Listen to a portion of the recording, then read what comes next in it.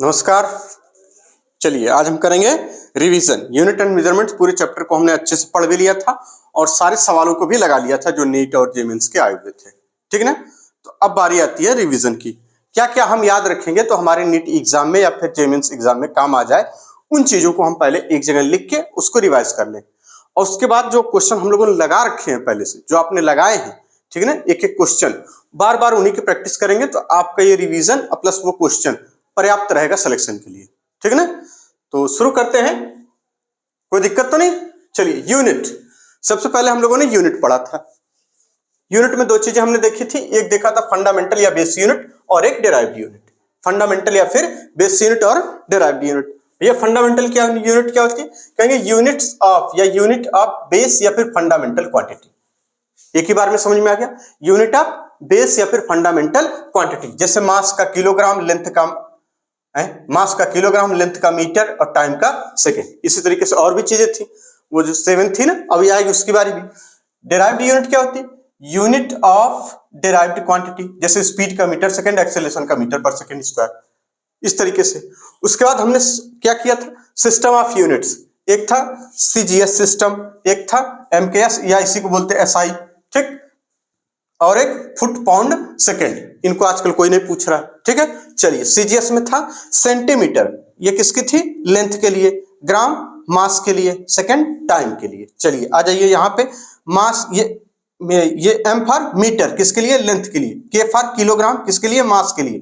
S for second किसके लिए? Time के लिए। इसको नोट कर लीजिए, इसमें तो कोई ज्यादा टाइम लगना नहीं है। ठीक है ना। ये सारी बातें लगभग सभी को अब पता हो चुकी होंगी। ठीक, आगे चलते हैं, जरा सवाल देखते हैं। चलिए आगे चलते हैं। एक क्वेश्चन, 1 किलोग्राम मीटर स्क्वायर और सेकंड के पावर -2 को बदलना है ग्राम में। ये कुछ वैल्यू आएगी, वहां फिर इसको फिल करना है ग्राम, सेंटीमीटर स्क्वायर और सेकंड के पावर -2। ठीक, इस तरीके से जी को बदलना है। तो पहले इसको हम लगा लेते हैं। कैसे लगाएंगे भैया?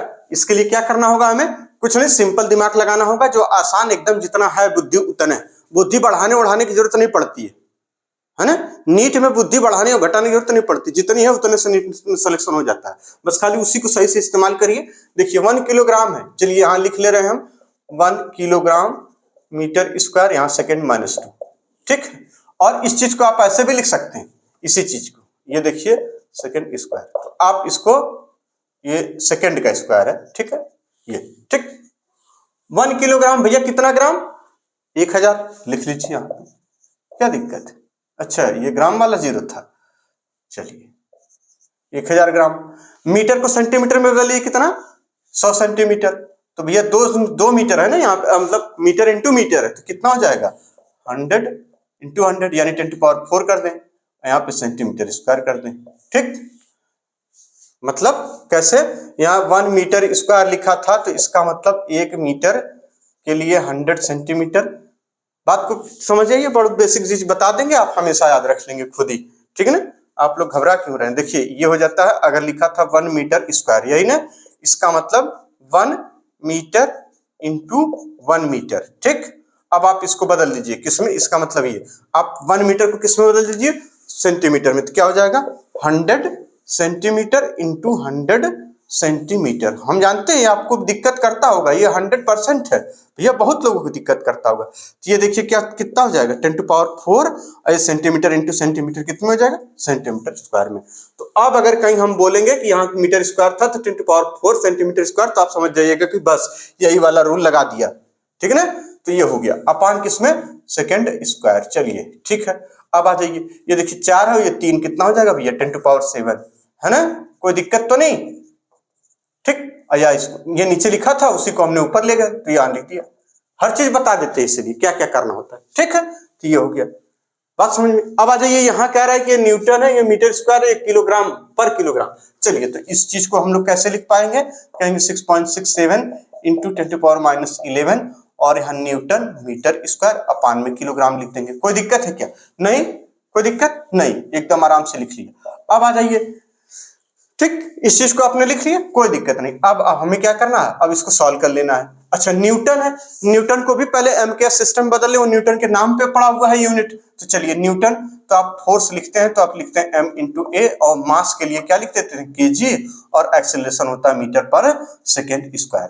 ठीक, कोई दिक्कत नहीं। चलिए अब इसी को पहले सीजीएस में कन्वर्ट कर ले, तो ये हो जाएगा 1000 इंटू ये हो जाएगा देखिए 10⁻², सेंटीमीटर अपान कितना, 1 ग्राम लगाते, ग्राम नहीं लगा था, चलिए लगा लीजिए यहाँ पे, है ना, ये ग्राम लगा लीजिए, ग्राम, ठीक, अपान सेकेंड। ये कितना हो जाएगा भैया, ये देखिए राम 2 3 और ये 5 10⁵ ग्राम सेंटीमीटर और अपान कितना, ठीक, सेकेंड। ये हो गया 1 न्यूटन के बराबर, चूंकि ये कितना था 1 न्यूटन, तो ये 1 न्यूटन के बराबर हो गया। अब 1 न्यूटन की वैल्यू यहाँ पे जहां न्यूटन लिखा हुआ वहां ये वैल्यू पुट कर देंगे। चलिए यानी न्यूटन की जगह ये पूरा सब तामझाम रख देंगे, तो रख दिया, यानी 6.6, ये देखिए 7 इंटू 10⁻11, और यहाँ न्यूटन की जगह क्या रखते हैं इंटू 10⁵, यहाँ पे ग्राम, यहाँ पे सेंटीमीटर और अपान सेकेंड। अब बचा हुआ metre square upon kilogram, metre square आ गया तो फिर इसका मतलब उसको सेंटीमीटर में बदलेंगे, तो ये लिख देंगे, अभी पढ़ के आ रहे, अब किलोग्राम आया है नीचे, अच्छा किलोग्राम स्क्वायर है वो, है ना, किलोग्राम स्क्वायर, सही कर लीजिए इसको, किलोग्राम स्क्वायर है, तो यहाँ पे क्या लिख देंगे भैया, जैसे हमने इसको मीटर वाले को चेंज किया तो उसी तरह से किलोग्राम वाले को भी, तो किलोग्राम का मतलब 1000 ग्राम का स्क्वायर करेंगे, यानी 10 कितना हो जाएगा 6, और यहाँ ग्राम स्क्वायर। ठीक, ये न्यूटन साहब का था, ये मामला न्यूटन साहब का था, ये अलग कर लीजिएगा। ठीक, बस हो गया आंसर आपका, यानी 6.67 इंटू 10⁻11। अच्छा ये माइनस माइनस अब इकट्ठा सॉल्व कर ले, अब इसमें बार बार का लिखें, है ना। चलिए इसको एक ही साथ हजम कर लेते हैं हम लोग।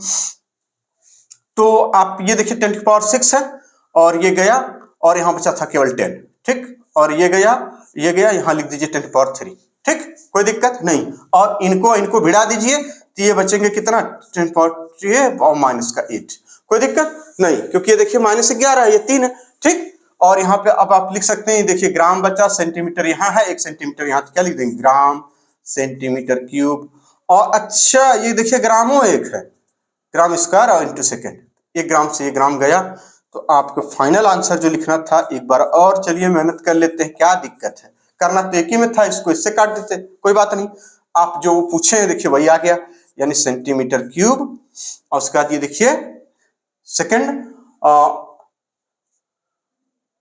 अच्छा ये सेकेंड स्क्वायर बार बार है ना भाई, आप लोग बोलते हैं नहीं भाई, गड़बड़ाइए मत, देखिए, ठीक, ये स्क्वायर है हर जगह, ठीक है। अब ये हो जाएगा सेकेंड की पावर -2 और 1 ग्राम इनवर्स, ये आपका आंसर हो जाएगा। ठीक, ये दोनों सवाल एनसीईआरटी में थे, इस तरीके के सवाल आने के चांसेस हो सकते हैं, ठीक, तो नोट कर लीजिए दोनों, फिर आगे चलते हैं।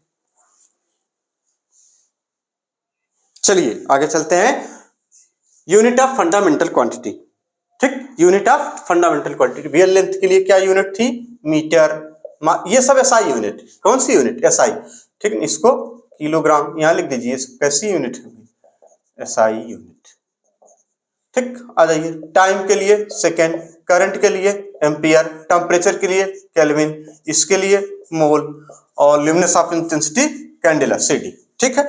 2 अदर यूनिट पे पढ़े थे, एक प्लेन एंगल और एक सॉलिड एंगल। प्लेन एंगल की जो यूनिट थी वो क्या थी रेडियन, वो क्या थी भैया रेडियन, कैसे लिखते थे RAD, ठीक है। आगे बात खत्म करते हैं इसको, स्टे रेडियन, बात खत्म, बिल्कुल स्टे रेडियन। और ये कैसे निकालते थे, तो आपको याद होगा इस तरीके से एक आर्क डाल देते थे, है ना, इस आर्क की लंबाई मान लेते हैं डेल्टा L है, और यहाँ जो एंगल ये बना वो थीटा, और यहाँ पे R और यहाँ पे थीटा मान लेते हैं। तो आप पढ़ते थे कि d theta is equal to कितना DL, ये जो लंबाई है वो अपान R, कोण बराबर 4 बटे त्रिज्या से, यानी एंगल इज इक्वल टू आप पढ़ते थे क्या आर्क अपान रेडियस से, सिंपली आर्क अपान रेडियस, आर्क अपान रेडियस से, ठीक। ठीक इसी तरह से ये सॉलिड एंगल क्या होता है, तो आप इसके बारे में जानते हैं कि ये जब कोण जो कोई बना लो, है ना, कोई हम लोग क्या बना लें, एक कोण बना ले इस तरीके से, अगर मान लीजिए ये इस तरीके से है और इस तरीके से ये कोण बन चुका, और ये वाला एंगल अगर आपको चाहिए तो ये जो एरिया है जितना, तो इसको मान लेते हैं डेल्टा A या डेल्टा S, और ये R और ये R, और इस एंगल को हम d ओमेगा से डिनोट कर लें, तो आप पाएंगे कि d ओमेगा जो आता था वो आ जाता था DA अपान R, नोट कर लीजिए। और दूसरी बात आपने एक और चीज सीख ली थी इसी में कि पाई रेडियन 180 डिग्री ने, बस सिर्फ इतना याद रखना, और बाकी वो मिनट बहुत रेयर कभी कभार आया हुआ है, उसे सवालों में नहीं आया हुआ, ठीक है। अगर आप लिखे हैं पढ़े हैं तो कोई दिक्कत नहीं। 180 degree is equal to pi radian, बस बात खत्म। और 2022 में इसी पे सवाल आया कि क्या ये इनकी यूनिट होती है, बोलेंगे हाँ इनकी यूनिट होती लेकिन इनकी डायमेंशन नहीं होती। इसको नोट कर लीजिए जल्दी से, फिर आगे चलते हैं एरर पे, ठीक। नोट करिए इसको जल्दी से, फिर आगे एरर पे नोट करिए इसको। चलिए आगे चलते हैं एरर। एरर देखिए हमने सबसे पहले जो इसमें हम लोग को बहुत सारे सिस्टमेटिक और रैंडम पर्सनल एरर इस तरीके से पढ़े थे, उसमें जो सबसे खास याद रखना था वो लिस्ट काउंट एरर, ठीक। लिस्ट काउंट एरर याद रखना था, वो मीटर स्केल के लिए कितना होता है तो आपको याद होगा, तो आप लिखे थे 0.1 सेंटीमीटर। वर्नियर कैलिपर्स पढ़ चुके हैं पूरे डिटेल में इसको, इसके लिए कितना होता है तो कहेंगे 0.01 सेंटीमीटर। स्क्रू गेज या स्फेरोमीटर के लिए तो कहेंगे 0.001 सेंटीमीटर। इसमें तो कोई दिक्कत है नहीं, ठीक। ये हो गया। अब आ जाइए एब्सोल्यूट एरर क्या होती है, कहेंगे ये डिफरेंस होता है, और डिफरेंस हमेशा पॉजिटिव होता है, ठीक। किसके बीच का डिफरेंस बिटवीन मेजर्ड वैल्यू और ट्रू वैल्यू, ठीक। मेजर्ड वैल्यू और ट्रू वैल्यू। अगर आपको ट्रू वैल्यू नहीं मालूम है तो ट्रू वैल्यू कैसे कैलकुलेट करेंगे, तो बार बार आप मेजर करिए, अपान जितनी बार मेजर करिए उससे डिवाइड कर दीजिए। जैसे ए मीन आ जाएगा उसके लिए, यानी उसका एवरेज ले लीजिए। जैसे एक बार आपने मेजर किया A1 A2 A3 इस तरीके से मेजर किया, n टाइम मेजर किया तो अपान n कर देंगे, यानी हम क्या निकाल रहे हैं एवरेज, है ना, या ए मीन या मीन वैल्यू निकाल रहे हैं। आप क्या निकाल ले रहे हैं मीन वैल्यू, यही आपको ट्रू वैल्यू मानी जाएगी। ये क्या मानी जाएगी, यही आपकी ट्रू वैल्यू। जब ट्रू वैल्यू गिवन नहीं है तो ये ट्रू वैल्यू मानी जाएगी। एब्सोल्यूट एरर, अब हर में एब्सोल्यूट एरर होगी, जाहिर सी बात है, absolute error in each measurement, तो इसका मतलब इसमें भी एरर हो सकती है, इसमें भी एरर हो सकती है, इसमें भी एरर हो सकती है। तो इनके बीच का डिफरेंस, एक बार इनके बीच का डिफरेंस, एक बार इनके बीच का डिफरेंस, डॉट डॉट, यानी इस तरीके से सबके बीच का डिफरेंस, यानी absolute error in each measurement हम कहेंगे डिफरेंस बिटवीन ईच, यानी difference between A mean and A. इसका मतलब डेल्टा A1, अगर एब्सोल्यूट एरर को ऐसे डिनोट किया जाए तो लिखेंगे delta A1 is equal to A1 difference A mean, यानी इनके बीच का डिफरेंस हमेशा पॉजिटिव आता है, ठीक। इनके बीच का डिफरेंस डेल्टा A2 आ जाएगा। तो नेट एब्सोल्यूट एरर, इसका मतलब डेल्टा ए मीन अगर आप निकालना चाहें तो आप पाएंगे क्या, थोड़ा सा ऊपर नहीं चले गया, कोई बात नहीं, आप पाएंगे ये, ठीक। ये आपका फॉर्मूला बनके तैयार हो जाएगा, यानी delta A mean is equal to delta A1 plus का डेल्टा A2 प्लस का delta A3 dot dot dot upon n। Similarly जैसे कि इसका मीन लिया था, इसमें ट्रू वैल्यू का, इसमें एब्सोल्यूट एरर, सभी एब्सोल्यूट एरर का मीन ले लीजिए, ये नेट एब्सोल्यूट एरर इन। अब हम वैल्यू कैसे लिखेंगे, जब वैल्यू लिखने की बात आई थी तो उसमें वैल्यू कैसे लिखी जाती है, और इसी वैल्यू को अगर आपको लिखना हो कि वैल्यू कैसे लिखी जाएगी तो आप लिखेंगे ए मीन, आप यहां लिखेंगे ए मीन, किसी चीज की वैल्यू लिखने का तरीका था ए मीन और plus minus delta A mean, ठीक। इस तरीके से लिखने का तरीका था, ठीक। तो ये तो लिखने का तरीका था रीडिंग। आ जाइए अब रिलेटिव एरर क्या होती है, तो कहेंगे absolute error upon true value, या ए मीन कहते थे इसको, ट्रू वैल्यू अपॉन कहीं पे वो नोट में हम लोगों ने ऑब्जर्व्ड वैल्यू लिखा था ना, वो भी उसको आप काट सकते हैं या रहने दीजिए, उससे कोई फर्क नहीं पड़ेगा। आप रिलेटिव एरर इक्वल टू, बस इतना ध्यान रखिए, relative error is equal to absolute error upon true value, absolute error upon true value, absolute error upon true value, या ए मीन, इस केस में ए मीन ही ट्रू वैल्यू है। चलिए आगे बढ़ते हैं। परसेंटेज एरर कहेंगे रिलेटिव एरर इंटू 100 इंटू 100%, 100%, यानी ये जो वैल्यू आई है इसमें इंटू 100% लगा दीजिए, ऑप्शन आ जाएगा आपका, आंसर आ जाएगा परसेंटेज एरर का, यानी absolute error upon true value into 100%, क्या मिल जाएगा हमें, परसेंटेज एरर। तो ये रही बातें, कुछ बेसिक्स बातें एरर की। अब चलते हैं कॉम्बिनेशन ऑफ एरर, इसको नोट कर लीजिए, फिर चलते हैं कॉम्बिनेशन ऑफ एरर पे, ठीक। कोई दिक्कत यहाँ पे, फिर से अगर देखना चाहें तो देख लीजिए, यहाँ पे बहुत सिंपल बातें, बहुत आराम से सब, इसके न्यूमेरिकल भी हम लोगों ने बहुत सारे लगा चुके हैं। तो यहाँ पे लिस्ट काउंट एरर, यानी मीटर स्केल के लिए आपको याद होगा 0.1 सेंटीमीटर, वर्नियर कैलिपर्स के लिए 0.01, स्फेरोमीटर या स्क्रू गेज के लिए 0.001 सेंटीमीटर। एब्सोल्यूट एरर कहेंगे डिफरेंस होता है किसके बीच, मेजर्ड वैल्यू जो आप मेजर कर रहे हैं वो और ट्रू वैल्यू के बीच। तो मेजर्ड वैल्यू यानी डिफरेंस ऑलवेज पॉजिटिव होता है। ट्रू वैल्यू क्या होगी, अगर नहीं दिया है तो हर बार मेजर करिए, अपन जितनी बार मेजर करिए उससे डिवाइड करिए, A1 A2 A3 जो वैल्यू है सबको जोड़ के अपन डिवाइड A मीन आ जाएगा। एब्सोल्यूट एरर हर केस में इसके बीच का डिफरेंस, इसके बीच का डिफरेंस, इसके बीच का, उन सभी डिफरेंसेस को आप जोड़िए अपन n कर दीजिए, आपका नेट एब्सोल्यूट एरर आ जाएगा। रिलेटिव एरर की अगर हम बात करें तो कहेंगे absolute error upon true value, यानी इसके केस में हमारे पास यहाँ ए मीन है ट्रू वैल्यू। ठीक है, आगे चलते हैं percentage error, relative error into 100, यहाँ पे परसेंटेज या इसी को लिख सकते हैं इक्वल टू, आगे इसी के इक्वल आगे लगा सकते हैं, ये वैल्यू पूरी absolute error upon true value into 100%। ठीक, तो ये बातें नोट कर लीजिए जल्दी से। चलिए आगे चलते हैं हम लोग combination of error. Combination of error में हमने पढ़ रखा था z is equal to a plus B, तो इसके लिए हमने पढ़ा था कि z प्लस माइनस, अच्छा थोड़ा ऊपर लिख दे, आ नहीं पाएगा, चलिए ऊपर लिख दे रहे। इसके लिए क्या पढ़ा था z और यहाँ प्लस माइनस डेल्टा z, तो इसके लिए लिखा था a plus minus delta a, फिर यहाँ प्लस का साइन लगा के b plus minus delta b। ठीक, तो हम फाइनली लिखते हैं आंसर a प्लस या माइनस b। ठीक, अगर आप सब्सट्रैक्ट करेंगे दोनों को, अगर a माइनस b पढ़ेंगे तो ये पढ़ देंगे, और यहाँ प्लस माइनस लगा के ब्रैकेट में क्या डेल्टा a और प्लस डेल्टा b। ठीक, ये एक ब्रैकेट में हो गया था, आप इसको फिर से लिख लीजिए दोबारा सही से, कोई दिक्कत इसमें? तो कोई दिक्कत नहीं, ये डेल्टा p। ठीक, ये आ गई थी हमारी वैल्यू डेल्टा, ये कॉम्बिनेशन के लिए थे। ठीक, इसको कॉम्बिनेशन वाला ये था, कॉम्बिनेशन वाला था ना, इसको नोट कर लीजिए, ये सब बड़ा काम का है। आगे चलते हैं इसी तरीके से। अब इसमें देखिए रिलेटिव एरर, अगर आपसे पूछा जाए कि रिलेटिव एरर इन जी, ठीक है, चलिए हम इसमें सिर्फ रिलेटिव लगा दे, काम चल जाएगा। रिलेटिव एरर इन जेड, तो आप क्या लिखेंगे? अब रिलेटिव एरर इन जेड क्या लिखेंगे? बहुत सावधानी से लिख लेंगे, बहुत आपको ये तरीका पता होगा। रिलेटिव एरर, तो इसका मतलब इसका एब्सोल्यूट एरर अपान इसकी वैल्यू कितनी है? जेड। ठीक, अगर आपसे इसी तरीके से कहा जाए, और अब देखिए जब यहाँ पे ये लिख लिए, तो इसका मतलब ये कब मिलेगा? जब इसकी रिलेटिव एरर और प्लस की इसकी रिलेटिव एरर आप ऐड कर पाएंगे, यानी इसकी रिलेटिव एरर प्लस की इसकी relative error is equal to relative error of Z, या रिलेटिव एरर इन जेड। तो आप इसको ऐसे आगे और बढ़ा सकते हैं कि रिलेटिव एरर ऑफ ए और प्लस का रिलेटिव एरर ऑफ बी। ठीक, आप इसको ऐड कर दीजिए, आपका काम बन जाएगा। या इसी चीज को आप अगर शब्दों में लिखना चाहें तो इसका मतलब यानी relative error in z is equal to relative error in a, यही तो माना। अच्छा, आप यहां से नहीं समझ पा रहे, तो चलिए कोई बात नहीं, हम आपको बिल्कुल बहुत सिंपल वाला तरीका बता दे रहे हैं। इसको ये क्या है? रिलेटिव एरर या रिलेटिव एरर, साफ बोला करिए, relative error in z is equal to ये क्या है? Relative error in A. ठीक, बहुत सावधानी से, relative error in A plus का रिलेटिव एरर इन बी। हाँ भाई, कोई दिक्कत नहीं। चलिए दूसरी बात हमने करी थी परसेंटेज एरर की। दूसरी बात किसकी करी थी? परसेंटेज एरर की। अगर आपसे पूछा जाए भैया परसेंटेज एरर बता दीजिए, कौन सा एरर? Percentage error in G in Z, तो इसका मतलब इसकी परसेंटेज एरर प्लस इसकी परसेंटेज एरर।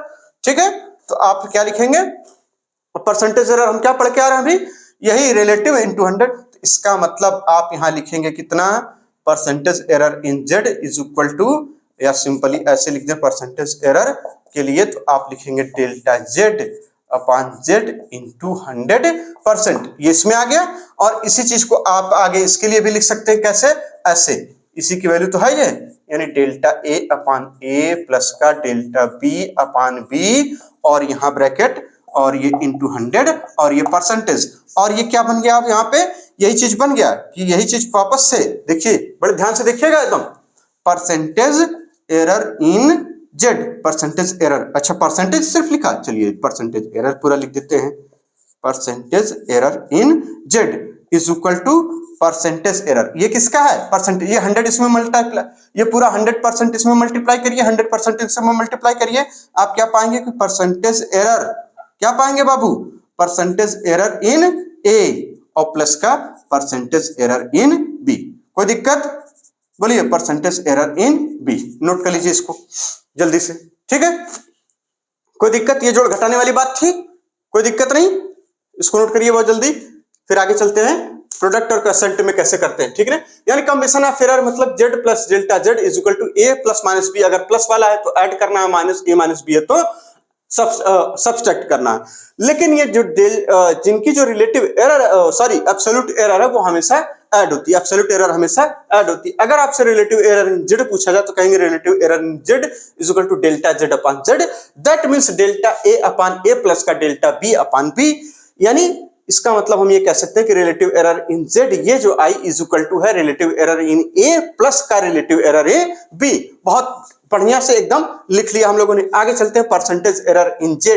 तो कहेंगे परसेंटेज एरर इन z लिखने के लिए आपको पहले इसका रिलेटिव लिखिए, इनटू 100% बना लीजिए, फिर यहाँ पे देखिए इसको भाषा में बदल लीजिए, इसको ऐसे ही रहने दीजिए, दोनों बातें एक ही है, चाहे जैसे कर लीजिए। हमने इस पे बहुत सारे क्वेश्चन हम लोगों ने ऑलरेडी लगा चुके हैं। क्वेश्चन जरूर लगाइएगा, न्यूमेरिकल जब तक नहीं लगाएंगे सब बेकार है, क्योंकि इसको सीधे इसको पढ़ने के बाद सीधा अगर आप एग्जाम में जा रहे हैं तो नहीं आएगा।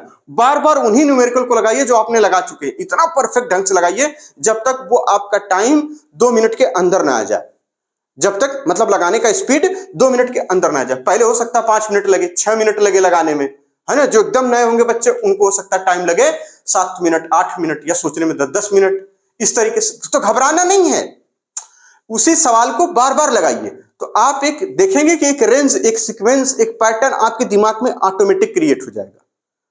बुद्धि बढ़ाने की जरूरत नहीं होती है, जितनी बुद्धि है उतने से नीट और जेईई मेंस और आईआईटी निकल जाता। वो कोई बढ़ा थोड़ी पाएगा, वो केवल प्रैक्टिस करता है बार बार सवालों की। भाई जिसकी जितनी बन गई है उतनी हो गई है, आप जो जितना इस्तेमाल कर पाए वही ठीक है। आप अपनी बुद्धि को जितना इस्तेमाल कर पाएंगे और इसी में इस्तेमाल करना होता है। यानी कि आईक्यू बढ़ाएं, सर्च करते हैं सब मोबाइल लेके, बुद्धि बढ़ाएं, आईक्यू बढ़ाएं, कैसे नहीं बढ़ती उड़ती है, वो हो चुका जो होना था। अब इस्तेमाल कैसे करें ये वाली बात सर्च करो, उसमें लिखेगा ना बुद्धि का इस्तेमाल कैसे करें। तो जैसे ही आप सर्च करेंगे तो आपके ऊपर वो हंसेगा खुद है, पागल सवाल लगा चुप मार के, चल पागल है ना। ये बुद्धि कैसे बढ़ाएं से काम नहीं चलेगा। आईक्यू लेवल आपका ठीक है, सब कुछ बढ़िया है, जिसका आईक्यू लेवल सबसे कम है वो नीट निकाल लेता है, बढ़िया बात समझ रहे हैं। तो इसलिए बुद्धि बढ़ाएं वाला सर्च ऑप्शन छोड़िए, याद कैसे करें सर्च ऑप्शन छोड़िए। आपको देखिए कि परेशानी कहां कहां हो रही है, उन पे फोकस करिए। इनसे डरते हैं आप, हकीकत बताएं, आप सवालों से डरते हैं भाई साहब, और कुछ नहीं है। कॉन्सेप्ट से आप कॉन्सेप्ट को खूब वाजिब ढंग से एकदम समझना नहीं चाहते, बखूबी इसको समझना ही नहीं चाहते। आप सोचते कोई ऐसा ट्रिक कोई बता दे तुरंत सवाल लग जाए, है ही नहीं। 1-2 सवालों के लिए ट्रिक है, लेकिन 50-45 सवालों के लिए ट्रिक कोई बता दे तो हम जाने नहीं बता पाएगा, क्योंकि वहां डिफरेंट सवाल है। पता चला आपने सारे ट्रिक याद कर लिए, सब कुछ याद कर लिए, उन ट्रिक से सवाल ही नहीं आया। आजकल तो ये भी रिस्क है, इसलिए ये ट्रिक आप सीखिए, कोई दिक्कत नहीं, लेकिन ये मानकर चलिए कि उससे आ भी सकता, नहीं भी आ सकता, प्रोबेबिलिटी उसकी 50% की है, ठीक है। इसलिए बार बार सवाल लगाइए, जितना अधिक से अधिक सवाल लगाएंगे ना आपके अंदर खुद एक सेल्फ कॉन्फिडेंस डेवलप होना शुरू हो जाएगा, है ना। जो समय गया वो गया, बात खत्म, लेकिन अब से जो बचा उसको भी मेहनत करिए, ठीक। चलिए तो ये आप नोट कर लीजिए इसको, यानी हम क्या थे, यही कहे थे ना, परसेंटेज एरर इन जेड। तो इसका परसेंटेज एरर और इसका परसेंटेज एरर, यानी percentage error in Z is equal to percentage error in A और प्लस का परसेंटेज एरर इन बी। इसको नोट करिए, फिर आगे चलते हैं प्रोडक्ट वाले में। चलिए आगे चलते हैं। Error of product and quotient, वो वाला हम लोग एडिशन एंड सब्ट्रैक्शन का पढ़े थे, हेडिंग डालना भूल गए कोई बात नहीं। चलिए क्या था भैया, z is equal to a into B. भाई साहब ने लिखा था, कह रहे थे इसमें रिलेटिव एरर बताइए, किसमें, इसमें। तो क्या बनेगा, relative error in z, relative error in z। तो रिलेटिव एरर इन z कैसे निकाल पाएंगे भैया, इसकी एरर प्लस इसकी, क्योंकि एरर हमेशा ऐड ही होती है, ठीक है। तो रिलेटिव एरर इन z, इसके लिए क्या लिखेंगे, यानी ऐसे लिख दें रिलेटिव एरर, ठीक। बार बार वही चीज लिखना है क्या, चलिए कोई बात नहीं, अब लिख दिए तो लिख दिए। Relative error in z is equal to delta z upon z। ये आएगा कहां से, यहां से, इसकी रिलेटिव एरर यानी डेल्टा a अपॉन a और प्लस का डेल्टा b अपॉन b। ये फार्मूला था, यही हम लोग पढ़ के भी आए थे, ठीक। ये क्या था, ये हमारा फार्मूला था, ठीक। अब आ जाइए परसेंटेज की, अगर हम बात करें परसेंटेज एरर इन z, ठीक सेम है एकदम, परसेंटेज एरर इन जेड। तो इसका मतलब आप क्या रिलेटिव एरर लिख के उसमें 100% को मल्टीप्लाई कर रहे हैं, तो इसका मतलब percentage error in z is equal to, आप ये पाना चाह रहे हैं कि जो डेल्टा z अपॉन z आया है इसमें 100 लिख के परसेंटेज का मल्टीप्लाई कर देंगे, और यही चीज तो है, इसको इक्वल कर दें, डेल्टा z की वैल्यू इंटू 100% कर दें, तो यानी delta a upon a plus का डेल्टा b अपॉन b, और यहां लिख देंगे इंटू 100 और ये परसेंटेज। ठीक, फिर भाषा आपकी बन गई यही चीज, यानी परसेंटेज एरर इन क्या z इज इक्वल टू, यानी ये परसेंटेज एरर, अच्छा परसेंटेज सिर्फ लिखा, चलिए कोई बात नहीं, आप एकदम ध्यान लगाए रहिए बस, परसेंट है ना, percentage error in z is equal to percentage error in किसमें a, और प्लस का परसेंटेज एरर इन, अच्छा एरर छूट गया कोई बात नहीं, एरर इन b। ठीक, ये आपका हो गया। अब आप सोच रहे होंगे कि ये आखिर कैसे चीजें हो रही हैं, ठीक है, तो ये हमारा हो गया, क्या था ये, क्या था फार्मूला हो गया था, ठीक, और ये इनके शब्दों में हो गया था। अगर आप इसको भी शब्दों में लिखना चाहते थे तो इसको भी लिख सकते हैं कि relative error in A plus का रिलेटिव एरर इन बी, कोई दिक्कत नहीं। चलिए अच्छा एक साधित उदाहरण लेते हैं, साधित उदाहरण समझते हैं, कोई बात नहीं, जो चीज नहीं समझते उसकी समझने की जरूरत क्या। आ जाइए, जैसे मान लीजिए आपसे कहा जा रहा है कि force is equal to mass into acceleration, एक ये दिया हुआ कह रहा है कि इसमें रिलेटिव एरर बताइए और परसेंटेज एरर बताइए।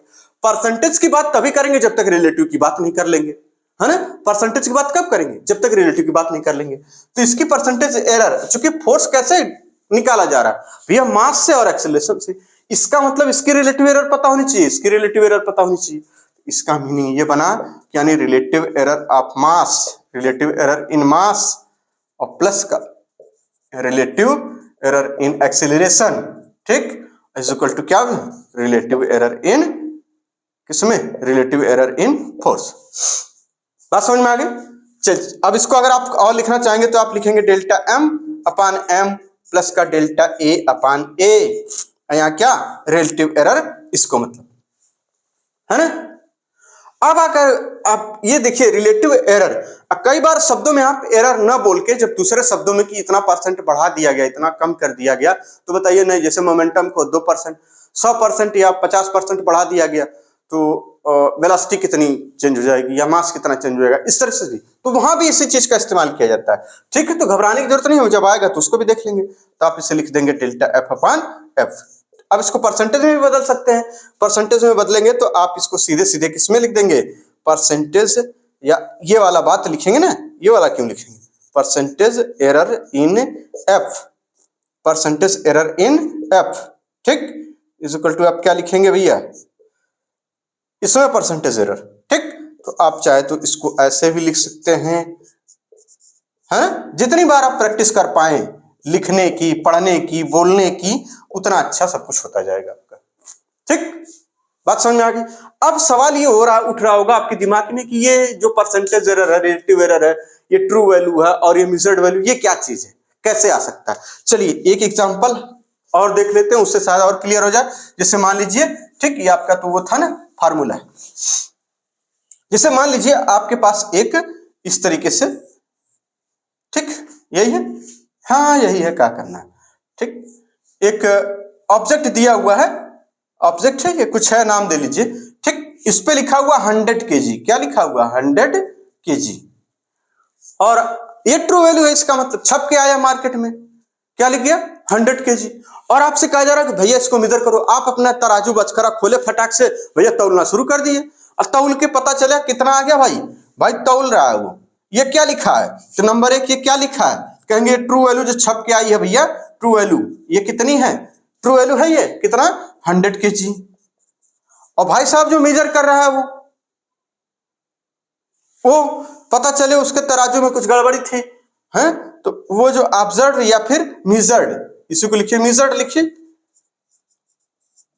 मेजर्ड वैल्यू, जो मेजर्ड वैल्यू आई भाई साहब वो पता चला कि आ गई कितना 98 kg, वो तौला वो 98 पढ़ पा रहा है, उसका तराजू 98 वाला बता रहा। अब इसका मतलब इनके बीच में एरर है, तो ये कौन सी एरर है, इसका मतलब ट्रू वैल्यू ये है और ये वाली, तो कौन सी एरर है ये, इसका मतलब ये कौन सी एरर हो गई, एब्सोल्यूट एरर इन दिस। इसका नाम रख दे मास है कोई, चलिए एब्सोल्यूट एरर सीधे सीधे लिखिए। यानी इस केस में जो एब्सोल्यूट एरर होगी, आप एक ही एग्जांपल से सब एकदम समझ जाएंगे। अब बार बार इन्हीं को तो रखा गया है, देखिए ये है, इन्हीं को बार बार एक बार इसको फिर एक बार इसको, तो हमने एक ही ले लिया मास को, आप जोड़ घटा लीजिएगा, समझ रहे हैं। यानी एब्सोल्यूट एरर, जब एब्सोल्यूट एरर लिखेंगे तो क्या होता है, इन दोनों के बीच का डिफरेंस। अगर मान लीजिए कोई बंदा ये आया, वो 6 लोगों से मेजर करवाइए आप, 4 लोगों से, तो ये एक ने पढ़ा 100 किलो इसकी ट्रू वैल्यू है, एक ने पढ़ा 98, दूसरे का तराजू पढ़ रहा है कितना 99, तीसरे का पढ़ रहा है 101 और चौथे का पढ़ रहा है 102। तो भैया रिलेटिव एरर, यानी एक का मान लीजिए कितना, चलिए यहीं पे हम कर रहे हैं, एक पहला वाला है कह रहे हैं ये 98 केजी है, ठीक, और जो दूसरा वाला है वो 99 केजी पढ़ रहा। अच्छा सही कौन नहीं पढ़ रहे, सब गधे हैं, है ना। ये 101 और चौथा वाला है 102। तो हर केस में एब्सोल्यूट एरर है, हर केस में एब्सोल्यूट एरर है। कितनी है, तो कहेंगे इस वाले केस में इन दो हमेशा डिफरेंस तो निकालना है ना, हमेशा डिफरेंस आएगा, क्योंकि हम जानते हैं कि absolute error is difference between measured value and true value. That means इनके बीच का हमें डिफरेंस चाहिए। तो इसका मतलब यहां से यहां निकालेंगे 2 केजी, यहां इनके बीच का डिफरेंस 1 केजी, इसके बीच का डिफरेंस 1 केजी, इसके बीच का डिफरेंस 2 केजी। तो भैया यहां पे क्या लिख देंगे, absolute error is equal to 2 kg. अब हमसे कह रहा है कि रिलेटिव एरर बताते पीछे, रिलेटिव एरर हम बताएंगे तो क्या लिखेंगे, relative error is equal to जो एब्सोल्यूट एरर आई वो अपॉन ट्रू वैल्यू, क्या लिख देंगे 2, और ट्रू वैल्यू कितनी है 100, 2/100 ये आ गई। अब हमसे कह रहा है परसेंटेज एरर बता दीजिए, तो परसेंटेज एरर नहीं बता लेंगे, बिल्कुल बता लेंगे। क्यों, क्योंकि यही 2/100 में इंटू 100 यहां परसेंटेज लगाना था, ये 100 गया, हम लिखे 2%। बात समझ में आ गई। देखिए तूफान में एकदम, इसको नोट कर लीजिए, इसको नोट कर लीजिए। अब आगे चलते हैं, क्या ये बात हो गई ना एकदम। ये क्या था, अच्छा ये error of product and quotient, फिर से अगर आप देखना चाहें तो फिर से देख लीजिए। सिर्फ और सिर्फ ये फॉर्मूला पता था, अब पावर वाला समझेंगे, ठीक। इस सिर्फ और सिर्फ इतना पता था, यानी किसी भी चीज में हो सकता है, यानी किसी भी फार्मूले में अगर आपसे अगर कहीं कहा जाए कि kinetic energy is equal to half mv², तो पावर वाला बस खाली आप एक बार पढ़ लीजिए, आपका काम हो जाएगा। इसका मतलब इसमें जो रिलेटिव एरर होगी तो कहेंगे डेल्टा के अपॉन के इज इक्वल टू, ये हाफ होप का तो कोई मतलब है नहीं एरर में, ठीक। तो यानी मास में, यानी error in mass relative error, और प्लस का 2 टाइम्स है, ये कितना है 2 टाइम्स वेलोसिटी, इसलिए relative error in velocity 2 times upon v। हर जगह तो यही करना है। जैसे इसी तरीके से आपसे मोमेंटम कहा जाए p is equal to mv है, तो आप इसमें भी नहीं निकाल लेंगे, बिल्कुल निकाल लेंगे, यही कर दें। ये काइनेटिक एनर्जी का था, आप लोग हम जानते हैं ना, आप लोग लिखते हैं तो p is equal to mv, तो इसका मतलब डेल्टा p और upon p is equal to delta m upon m और प्लस का डेल्टा v अपॉन v। जब आप रिलेटिव एरर लिख पाएंगे तभी आप परसेंटेज एरर लिख पाएंगे, ठीक। तो इसको नोट करिए जल्दी, इन बातों को नोट करिए, फिर आगे चलते हैं।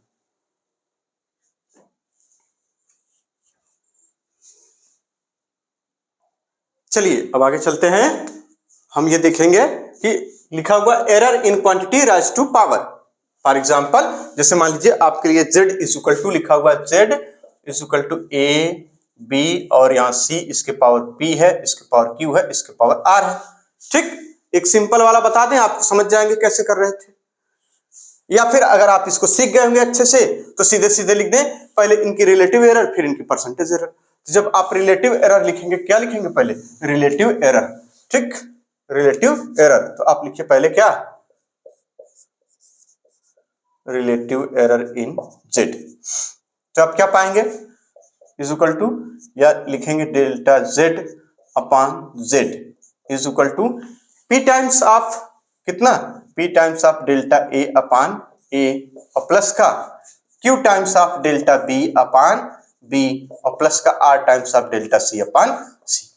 ये तो लिखते थे, याद आ रहा सब, कोई दिक्कत नहीं। अब आ जाइए, अगर आपसे कहा जाए कि परसेंटेज एरर लिखिए, कितना परसेंटेज एरर इन z, ठीक। तो आप क्या लिख पाएंगे अब की बार कि डेल्टा z यानी is equal to delta z upon z into 100%।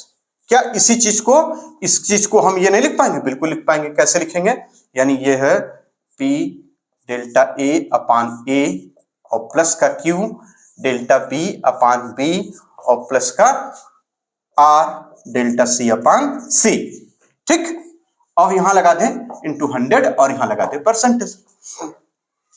वो जो है ये पूरी चीज इसमें सब में मल्टीप्लाई होगी, इसमें तो ये बन जा रहा भैया, जब ये बन जा रहा है कि परसेंटेज एरर इन जेड बन जा रहा है, तो ये किसमें बन जाएगा, आप कहेंगे percentage error in A plus का परसेंटेज एरर इन बी और प्लस का परसेंटेज एरर इन सी।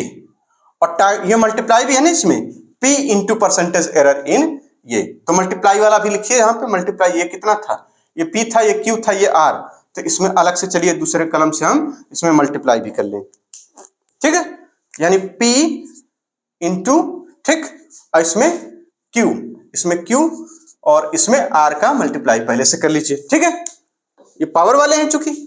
अब यानी परसेंटेज एरर यहां लगा दीजिए परसेंटेज एरर, ठीक, परसेंटेज एरर यानी P टाइम्स P इंटू, ये इंटू है भैया, into P into percentage error in A, Q into multiply का साइन है परसेंटेज एरर, इसलिए R इंटू, ठीक, परसेंटेज एरर इन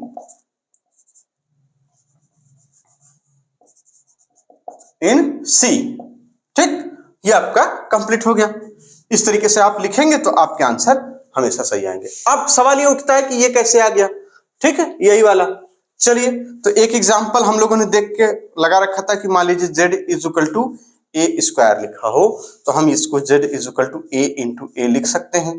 तो आपको पहले ही बताया गया था कि अगर z is equal to A भी लिखा हो तो आप इसको delta z upon z is equal to delta A upon A और प्लस का डेल्टा बी अपान बी, ये लिख सकते हैं। तो इसका मतलब इसको भी लिख सकते हैं डेल्टा ए अपान ए और प्लस का डेल्टा ए अपान ए, जहां ए और बी अलग अलग है यहाँ पे, और यहाँ ए है, तो इसका मतलब 2 टाइम्स ऑफ, इसको जोड़ेंगे तो 2 बार हो जाएगा, यानी ए डेल्टा ए अपान, अच्छा ये बी कहां से आ जाएगा, है दिमाग का कमजोर हो जाता है, नहीं दिमाग का जितना है उतना है, इस्तेमाल कम होता है दिमाग का, बात को समझिए, ठीक है। तो ये रहा पूरा आपका, यानी एरर खत्म, पूरी तरीके से खत्म। अब बार बार आप एरर के सवाल लगाइए, ठीक, इसको नोट कर लीजिए बहुत अच्छे से, बहुत बढ़िया से एकदम, और उसके बाद बार बार इनको पढ़िए, बार बार सवाल लगाइए, ये नीट के लिए पर्याप्त है। और जो पढ़े थे ना हम लोग समुद्र जैसा, भाई पढ़ना पड़ता, समुद्र जैसा याद रहता पता नहीं कितना, फिर वो पानी और गिलास और फिर चुल्लू भर बचता, तो वो चुल्लू भर से ही नीट निकालना होता है, बात समझ रहे हैं, पढ़ना पड़ता है बहुत ज्यादा, मतलब पूरा एनसीईआरटी वाइज पूरा सब कुछ, लेकिन याद कुछ ऐसी चीजें रखिए जिससे आपके डायरेक्ट एग्जाम में क्वेश्चन लगे, ठीक। तो इस चीजों को नोट कर लिए जल्दी से, फिर आगे चलते हैं वर्नियर कैलिपर्स। चलिए आगे चलते हैं वर्नियर कैलिपर्स। वर्नियर कैलिपर्स में सबसे पहली चीज हमने क्या देखी थी, लिस्ट काउंट। क्या देखी थी भैया, लिस्ट काउंट। वो लिस्ट काउंट कितनी होती है, 1 MSD माइनस 1 VSD, याद है, ठीक है। इसकी तो यूनिट होती थी, इसकी इस डिवीजन की यूनिट होती थी 1 मेन स्केल डिवीजन माइनस का 1 वर्नियर स्केल डिवीजन। इस डिवीजन की, ये जो डिवीजन है ना, ये डिवीजन है भैया, ये मेन स्केल डिवीजन, आप याद रखिएगा, इसकी यूनिट होती है, इसकी यूनिट नहीं होती, लिख दीजिए, इसकी यूनिट, इस डिवीजन की यूनिट नहीं होती है, ठीक है, पता चले कंफ्यूज हो गए, इसलिए हमको चेंज करना पड़ता था, ठीक। अब वो याद है ना कैसे चेंज कर लेते थे, ये आप जब सवाल लगाएंगे, सवाल जब भी आप जरूरत पड़े सवाल देख लीजिएगा, ठीक। आ जाइए पिच, अगर आपको ये सब कुछ ना पता हो तो पिच भी निकालते थे कि यूनिट ऑफ मेन स्केल कितनी upon number of division in 1 unit है। जैसे मान लीजिए एक मेन स्केल ये बनी हुई है और इस पे कहा जा रहा है कि ये इसकी जो यूनिट है वो है कितना, और ये मान लेते ये 1 यूनिट है, चलिए 1 यूनिट है, या इस यूनिट को हम इतना मान लें, ठीक, इतनी बड़ी मान लें, और इसकी जो यूनिट वो कह रहा है कि मिलीमीटर में है, ठीक। अच्छा, अब आपसे कहा जा रहा है कि मतलब हम समझ रहे हैं हमने क्या किया। अगर आप नहीं समझ पा रहे हैं तो आप इसको ये समझिए कि आप ये छोटी सी जो स्केल थी ये इतना, इसको हमने इतना बड़ा कर दिया है जूम करके, और ये इस पे 0 छपा हुआ है, और इसके आगे ये जो छोटी लाइन थी वो ये दिख रही है, ये हमने जूम कर दिया इसको। अब इसमें बहुत सारे डिवीजन बने हुए हैं, ठीक, 3 4 10 इस तरीके से, तो समझ गए आप। तो यानी एक यूनिट इसकी ये होगी, यानी एक यूनिट इसकी ये होगी 1 mm की, 1 mm ये यूनिट कितनी है 1 mm की। इसमें खाने कितने, 1 2 3 4 5 6, यानी कितने खाने 6 डिवीजन, कितने खाने 6 डिवीजन, तो आप पिच पता कर लेंगे बिल्कुल। क्या यूनिट ऑफ मेन स्केल कितनी बन जाएगी अब यहाँ पे, यानी यहां हो जाएगी pitch is equal to unit कितनी 1 mm अपॉन डिवीजन कितना 6। देखिए यहाँ पे डिवीजन कितना, number of division in 1 unit, और जिस यूनिट की वो बात कर रहे हैं उसमें 6 डिवीजन है, यानी आंसर क्या हो जाएगा 1/6। यानी अब इसमें आप पॉइंट लगा लीजिए। कैसे लगाएंगे, चलिए 5 रहता तो काम बन जाता, हमने खुद ही जो झेलने भर का ले लिया है ना, अझेल हम खुद ही ले लिए, तो अझेल ले लिए, भोगेगा कौन, हम ही भोगेंगे और क्या। 6 कम 6 बचा 4। चलिए अब यहाँ पे फिर 0 बढ़ा दे, 6 25 30, 6 25 30, 6 36, 6 7 42। चलिए ये आ गया, बस इतना की जरूरत थी है ना। 0.16 mm, 0.16 mm, यानी ये जो छोटा सा खाना बना ये वाला सिर्फ इतना बड़ा जिसको हम दिखा पा रहे हैं यहाँ पे, ये अगर आप जूम करके देखिए तो आप पाएंगे सिर्फ ये वाला खाना इतना बड़ा, ये खाने की जो लंबाई हो गई वो 6 पॉइंट, समझ रहे हैं, ये पूरे की है 1 mm, ये पूरे की है 1 mm, तो इसकी कितनी हो जाएगी 0.16 mm। तो आपको अब यहाँ पे लिस्ट काउंट निकालना था, ठीक। तो लिस्ट काउंट हो जाएगा pitch upon number of division on vernier scale, मान लीजिए 150 जितना दिया हो खाना, तो उसके हिसाब से, ठीक है। दोनों बातें क्लियर हो गई, और इसमें भी आप क्लियर हैं पूरी तरीके से कि 1 MSD अब कितना खाना किसका कौन साइड करता था आपको पता है बिल्कुल। जैसे एक स्केल ये लगी रहती थी, ठीक, और इसको मान लीजिए आप ये वाली, अच्छा ये भैया ये अलग है, ये केवल समझाने वाला है, इसलिए समझाते चल रहे हैं कि ताकि पूरा एकदम याद हो जाए, जो कुछ पिछवा पढ़ के भूल गए थे वो वाला याद हो जाए, नहीं तो बहुत दिक्कत हो जाएगी ना बदवा में का हमेशा दिक्कत रहेगी। चलिए ये मेन स्केल है, मान लेते ये आपकी कुछ इसी तरह से बना लीजिए आप, है ना। हाँ चलिए ये मेन स्केल हो गई आपकी, ठीक, और इस पे ये इस तरीके से आगे नंबर लिखा रहेगा, और ये वाली छोटकी वाली स्केल है ना, अब छोटकी क्या मतलब वर्नियर वाली है, ठीक, इस तरीके से। तो इसमें ये कहा जाता था कि मान लीजिए इसके यहां से लेके यहां तक कितने खाने में और कितना इसका खाना मैच करता था, ठीक। जैसे मान लीजिए यहाँ पे इस तरीके से, ठीक, इस तरीके से खाने, जैसे मान लीजिए इसमें है इसके n खाने में इसके n-1 फिट बैठ रहे हैं, ठीक, तो यानी n मेन स्केल डिवीजन, तो आप यहाँ क्या लिखते थे n main scale division is equal to n-1 क्या वर्नियर स्केल डिवीजन। तो आपको हर बार क्या पता करना रहता था वर्नियर स्केल डिवीजन, देयरफॉर इसका मतलब आप हमेशा सवाल कहां शुरू करते थे वर्नियर स्केल डिवीजन से, क्योंकि इसकी यूनिट तो पता है, इसकी नहीं पता है, तो इसकी पता चल जाए तो हम ये घटा जुड़ा कर लें तो हमें लिस्ट काउंट पता चल जाए। अब भैया वर्नियर स्केल का लिस्ट काउंट जब तक नहीं आएगा तब तक तो कम नहीं बनेगा, तो समझ गए आप। तो इसके लिए का मतलब हम n-1 VSD is equal to क्या लिख देते थे NMSD, बतिया समझ रहे हैं आप, NMSD, और यहाँ 1 VSD अगर आपको चाहिए तो कह देते थे कि ये n/n-1, अच्छा ये छोटका n है, छोटका बड़का चाहे जो लगा लीजिए, आप समझदार लोग हैं, ठीक ना, MSD। अब यही वैल्यू है उसमें पुट कर दीजिए 1 VSD। अब ये पता चल गया, क्योंकि यो MSD में आ गया, यो MSD में आ गया, बात समझ रहे हैं, MSD में दोनों आ गए। अब 1 MSD इज इक्वल टू कितना mm या कितना सेंटीमीटर, ये आपको पता ही रहेगा, बस आप आंसर रखिएगा, आंसर आ जाएगा, ठीक है।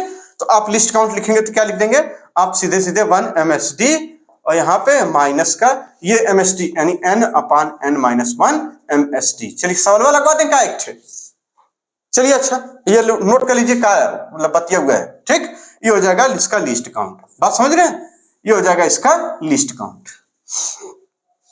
ठीक। अब ये किस में आएगा लिस्ट काउंट MSD में आएगा, यानी डिवीजन में आएगा। अब उस डिवीजन की आपको यूनिट रखनी होगी 1 mm 2 mm, यहां से लिखिए लिस्ट काउंट किस में आएगा डिवीजन में, ठीक, लिस्ट काउंट किस में आएगा भैया डिवीजन में, ठीक। इसको लिख लीजिए कि जब इसको सॉल्व करते हैं तो इससे लिस्ट काउंट डिवीजन में आती है, MSD के डिवीजन में, इस बात को यहां नोट कर लीजिए, इससे लिस्ट काउंट MSD के डिवीजन में आती है, मतलब मेन स्केल डिवीजन में आती है।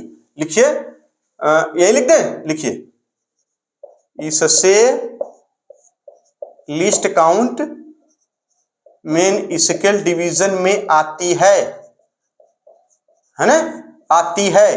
अब उसकी यूनिट रखना पड़ता है, तब जाके कितना mm कितना सेंटीमीटर, तब हमें लिस्ट काउंट पता चल जाता है, ठीक। अभी एक सवाल लगा लेंगे, हो जाएगा। ये बात समझ में आ गई ना, इतनी बात। चलिए आगे चलते हैं, यानी लिस्ट काउंट भी आपको समझ में आ गया, पिच भी क्या होता है समझ में आ गया। अगर आप क्लियर कट चाहें तो हम क्लियर कट भी आपको बता देते हैं। अब आती है बात, इतनी बात समझ में आ गई, लिस्ट काउंट, पिच और लिस्ट काउंट। अब अगर पिच आपको पता चल गई हो तो आप फिर वही pitch upon number of division on verniers, ये बातें हो चुकी थी। इतनी बात समझ में आ गई, सिर्फ इतनी। हाँ भैया, इतनी नहीं समझ में आई? अरे मर्दबा फिर से समझा दे रहे हैं। चलिए अच्छा, इसको पहले समझ लीजिए, फिर अभी रफ करते हैं, फिर से सारी बातें बता देते हैं। ठीक, इसको पहले फॉर्मूले नोट कर लीजिए, फिर समझाने वाला दूसरा हो जाएगा। अब आती बात मेन स्केल रीडिंग क्या होती है। मेन स्केल रीडिंग होती है main scale division into pitch, या तो ये, या फिर main scale reading is equal to. अब कैसे निकालते हैं, तो कहते हैं after coinciding the line of main scale, ठीक, विद वर्नियर स्केल। यहां विद लगाना भूल गए, इसको लगा लीजिएगा, है ना। After coinciding line of main scale with vernier scale, ठीक। इसके बाद क्या करेंगे हम, मेन स्केल की रीडिंग वही होगी जहां मेन स्केल पर आप देखिएगा वर्नियर स्केल का 0 लाई करेगा। अब ये भी बात समझना होगा, तो पहले आप ये बातें नोट कर लीजिए, फिर हम समझा रहे हैं इसी में जैसे लिखा हुआ उसी तरीके से फिर से समझा दे रहे हैं। ठीक, इसको नोट कर लीजिए पहले। चलिए आगे चलते हैं वर्नियर कैलिपर्स में। पहली चीज हम अब एक एक चीजों को समझ ले रहे हैं कि लिस्ट काउंट क्या होता है। ठीक, तो नंबर 1 फार्मूला तो लिखा ही हुआ, फार्मूला लिख लिए, अब समझ ले इसी चीजों को बना बना के, वही जो बना था वही एक एक चीज करके समझेंगे। लिस्ट काउंट, लिस्ट काउंट कह रहा था कि 1 MSD माइनस का 1 BSD, इसकी यूनिट होती है, इसकी यूनिट नहीं होती, ये बात हमें समझेंगे। तो जो रीडिंग आती है वो किसमें, यानी लिस्ट काउंट किसमें आता है, हमें डिवीजन में, MSD में आता है। लिस्ट काउंट किसमें आता है, लिस्ट काउंट MSD में आता है, list count main scale division में आता है।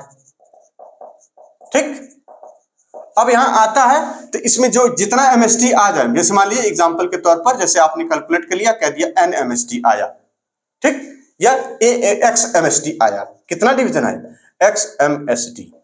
अब इस MSD की क्या रखते हैं हम लोग, यूनिट रख देते हैं, यहाँ पे यूनिट से इसमें मल्टीप्लाई करते हैं, x इंटू यूनिट। यूनिट के तौर पर मान लीजिए यहाँ पर जितने भी मेन स्केल डिवीजन आमतौर पर 0.1 सेंटीमीटर का होता है, ठीक, क्योंकि मीटर स्केल ही होती है सिंपली, तो आप यहाँ पे लिख देंगे 0.1 सेंटीमीटर। अब ये लिस्ट काउंट आपका माना जाएगा। पहली चीज तो आप ये समझ लीजिए, ठीक, ये बात समझ में आ गई। जैसे अब इसका एग्जांपल के तौर पर समझ लें, जैसे आपसे ये कहा जा रहा है, वही वाला एग्जांपल ले लें, ठीक। जैसे मान लीजिए ये मेन स्केल थी आपकी, और ये कौन सी स्केल, मेन स्केल, और यहां से आपकी सर्कुलर वो वाली कौन सी हो, अरे वह, अरे मतलब सही से बन जाओ राजू, ये, ठीक, ये वाली, ये मेन स्केल है, और आप इस पे ये सब कुछ पढ़ रहे हैं, कोई दिक्कत नहीं। अब आप ये देख रहे हैं कि इसके कितने खाने में, ये खनवा पे बना रहेगा ना बाबू, तो ये खनवा, मान लीजिए यहां से यहां तक इसके n खाने थे, कितने खाने थे, n खाने, ये यहां से यहां तक कितने खाने हैं, तो हमसे कहा जा रहा है n खाने, स्मॉल n, और इसका खनवा जब इसमें सेट किया जा रहा है तो पता चला इसका यहां से लेके n-1 खाना में फिट हो गया, या इसका n खाना उसके n-1 में फिट हो गया। बात समझ में आ रहा है, जैसे इसका 19, इसका जो है इसका 20, इसके 19 में, या उसको n-1 कर लीजिए, ज्यादा अच्छा लगेगा आपको, आप जैसा चाहें। वैसे जो कॉमन एग्जांपल है कि इसके n-1 में और इसके n खाने फिट हो गए, इनके n-1 MSD में इसके इतने VSD फिट हो गए। तो लिस्ट काउंट क्या होगा ऐसे केसेस में, यही ना। हाँ, और एग्जांपल ले लीजिए यहीं पे, मान लीजिए इसके कितने खाने में, मान लेते हैं इसके 49 मेन स्केल डिवीजन में, कितने मेन स्केल डिवीजन समा गए, 50 VSD फिट हो गए। ये एग्जांपल के तौर पर है। लिस्ट काउंट चाहिए आपको, पहले भी बता चुके हैं, रिवाइज करा रहे हैं, फिर भी बताना भाई। रिवीजन का मतलब है थोड़ा कि खाली लिखो कि भगवा दो, भागो घर जाओ, अरे भैया चीजें क्लियर हो, पहले छुट्टी हो तो अब क्लियर हो जाए, ठीक है। चलिए तो आगे चलते, आपको क्या करना था, लिस्ट काउंट आपको पता है, तो चलिए हम सवाल शुरू करें ना, हम लोग बार बार लिखे कह दिए, ये बाबू है मिटावा हो तनी ढंग से, हो गया भैया। तो इसका मतलब NVSD इज इक्वल टू क्या मिलेगा आपको, n-1 कितना, n-1 MSD, therefore 1 VSD is equal to क्या, n-1 अपॉन n, ठीक। अच्छा ये स्मॉल में लिखा हुआ तो स्मॉल में लिखिए, NNMSD। तो आप अगर लिस्ट काउंट देखना चाहें तो क्या लिखेंगे, 1, ये लिखा है ना, ये कहाँ है, ये फार्मूले का इस्तेमाल करिए। तो आप लिखेंगे least count is equal to 1 MSD और 1 VSD इज इक्वल टू, ये इसको भी MSD में लाना था भैया, MSD में ही लाएंगे, इसको हमेशा MSD में कन्वर्ट करके चाहे जैसे 3-5 करके लाइए, नहीं तो सवाल नहीं लगेगा, लिस्ट काउंट ही नहीं करेगा। बात ये समझ में आ रही है, इसलिए आपको यहाँ करवा रहे हैं। तो आप आ जाइए यहाँ पे, क्या लिख देंगे 1 MSD, ये देखिए आ चुका है, और माइनस का 1 VSD, ये वैल्यू यहाँ पुट कर दीजिए। तो आप लिखेंगे n-1/n MSD, कोई दिक्कत नहीं। अब n का इधर मल्टीप्लाई कर लीजिए, n हो जाएगा, ये देखिए -n और -n, ठीक, -1, ठीक, -1 और अपान n MSD पूरा कॉमन ले लीजिए, ठीक है भाई, NMSD माइनस का n-1 MSD अपान n टोटल, ठीक। तो MSD कॉमन ले लीजिए, आपको बचाइए। अब ये इससे कैंसिल हो जाएगा, कैंसिल हो रहा, ये माइनस में आ रहा है क्या, अच्छा ये फार्मूले में भी अच्छा ये भैया थोड़ा गड़बड़ा ना, थोड़ा ध्यान दीजिएगा, थोड़ा ये ऐसे है, ये ऐसे है ना, ये थोड़ा इसको ऐसे लिखिए, ये ऐसे है, समझ रहे हैं आप, ये ऐसे है, ये ऐसे है पूरा। तो ये इसके मल्टीप्लाई करेंगे तो माइनस ये वाला बदल नहीं जाएगा, बबलवा, तो ये प्लस हो जाएगा, ठीक है, समझ रहे हैं आप। तो इसको नेक्स्ट लाइन में हम कर दे रहे हैं, ठीक, ये हो जाएगा n-n + 1 अपान n से कटा, यानी क्या आ गया 1/n MSD, इतना आ गया। अब अगर आपको कह रहा है कि जो एक स्केल, ये जो खाना है इसकी लंबाई, ये वाले की इतना, जितना हम ये गोजाकाजी कर रहे हैं, इसकी लंबाई कह रहा है कि 0.1, इसकी जो लेंथ है पूरी इतनी चौड़ी, सिर्फ इतनी 0.1 सेंटीमीटर है। तो यानी एक main scale division is equal to 1 centimetre, यानी एक खाना बराबर 1 सेंटीमीटर। तो आप लिस्ट काउंट क्या लिख लेंगे यहाँ पे, least count is equal to 1/n into 0.1 centimetre, ये आपका आंसर हो जाएगा। जैसे इसके केस में करना था तो सब कुछ आप वही करते चले आते, कैसे दिख रहा भैया कि नॉर्मल तो दिख रहा होगा, हो दिख रहा है, देखिए कैसे, यहाँ 49 है। तो अब हम क्या क्या लिखना है, इसे फिट करिए एकदम, यानी कहां शुरू करना है, VSD से, यानी 50 VSD माइनस किसके खाने के बराबर 49 के, 50 VSD इज इक्वल टू कितना 49 MSD के। यहां करते हैं, इसमें लिखते नहीं बनेगा, है ना, इसका एग्जांपल यहां करते हैं, खाली अब की बार केवल यही सीख लेते हैं। 49 नहीं 50 था ना, हाँ 50 VSD is equal to 49 MSD के बराबर है, इसलिए 1 VSD is equal to 49/50 MSD के बराबर होगा, इसलिए least count is equal to, अब इसे इंपुट कर दीजिए 1 MSD माइनस का 49/50 MSD, VSD की जगह रख दिया, 1 VSD आ गया, ये 1 VSD आ चुका है, ठीक। ये अब इसको माइनस करिए, देखिए ये कितना हो जाएगा, 50 से कम 50 और 50 में से गया 1, 50 में से 49 गया 1, यानी 1/50 MSD। और आपसे कहा जा रहा है कि एक खनवा है जो ये कितने का है 0.1 सेंटीमीटर का, तो यहां रख दें इसी में, इसका मतलब 1/50 और यहाँ इंटू 0.1 सेंटीमीटर, ये आपका लिस्ट काउंट आ जाएगा। बात समझ रहे भैया, ये इस तरीके से निकालना आना चाहिए, अगर ये आ गया ना तो सब ठीक है, बाकी सब तो एकदम जाजा मेल, ठीक। अब यहाँ पे आ गया, अब इसको हम क्या करेंगे, अब ये वाला भी सर जी बता दीजिए, कहे नहीं बताएंगे आप, कहे नहीं बताएंगे भैया, है ना, चलिए कहे नहीं बताएंगे बाबू, ठीक। 1/5 कितने के बराबर होता है भाई, 1/5 भूल गए, चलिए कोई बात नहीं, यानी 0.2 के बराबर होता है, 1/5 0.2 के बराबर 0.1 पहले से ही है, ठीक, 0.1 पहले से, ये 0 भी है, 1/50 था ना, हाँ भाई 1/50 भी 0.2, अरे करके देख लिया जाए, काहे लफड़ा भैया, आपको डाउट न रहे, ये 10 था, ऊपर 1 था, नीचे 50 है, यहाँ पे पॉइंट लगा, यहाँ 0 बढ़ाया, कुछ नहीं होगा, यहाँ 0 बढ़ा लिया, यहाँ खत्म हो गया, ठीक। अब यार ये 50 दूना 100, ठीक, ये हो गया, वही हम नीचे 10 था उसी को हम यहाँ लिख दें, आंसर क्या आ जाएगा इसका 0.002, सेंटीमीटर। ये लिस्ट काउंट आ जाएगा, नोट कर लीजिए इसको। ये सब बातें बड़ी अच्छी हैं, बेसिक। ये हो गया। अब आते बात पिच का मामला देख लेते हैं, दूसरा पिच का, फिर रीडिंग का। चलिए अब बात करते हैं किसकी, पिच के लिए। पिच के लिए हमने क्या पढ़ा अभी, फॉर्मूला बताइए पिच का। पिच के लिए कह रहे हैं कि वो यूनिट मेन स्केल डिवीजन की यूनिट पहले देखिए, अपान, है ना, यानी क्या लिखे थे हम लोग, unit, unit of main scale upon number of division in one unit. चला इसको देख लेते हैं क्या चीज है, फार्मूले याद कर रहे हैं तो ये सब देखेंगे नहीं। चलिए, और दूसरी चीज हमने क्या इसमें और क्या, लिस्ट काउंट। लिस्ट काउंट क्या देख लिया, pitch upon number of division in vernier scale. ठीक, ये देखा था number of division in vernier के लिए। तो पिच के लिए हमने क्या बताया आपको कि जैसे मान लीजिए जो मेन स्केल है और ये पहली लाइन इसकी 0 यहां लिखी हुई है और यहां पे आपको पता दिया जा रहा है कि ये मान लेते हैं ये 1 यूनिट है इसकी, मतलब ये सेंटीमीटर वाला खाना था पहले ये था, इसको हम जूम कर ले रहे हैं, ये 0 है, ये जूम कर ले रहा है। अब पता चला इसमें भी 2 या 3 खाने आपको बना दिया, मतलब ये इतना बड़ा है हमारा 1 सेंटीमीटर, 1 सेंटीमीटर इतना था। अब इसमें भी 1 2 और 3 खाने आपने इसमें बना लिए, या 5 कह लीजिए, सीधे सीधे 5 ठीक ठाक लगेगा, वहां 6 लिए थे ना, अब की बार 5 ले लें।